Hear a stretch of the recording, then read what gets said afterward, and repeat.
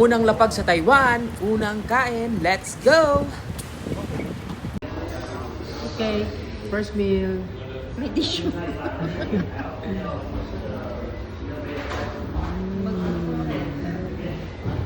Ano, comment mo? Kamusta? Crap. At papat na rin pa natin yan ng sikat na inumin dito sa Taiwan, kundi Mr. Milk Tea. Ay, Mr. Tea. tignan natin kung magugustuhan ni Madam G yung milk tea dito sa Taiwan.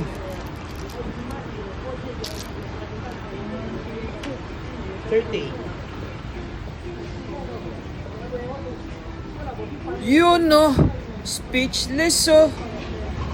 Pasample pa lang yan, marami pa tayong kakainin. Yummy. Abangan.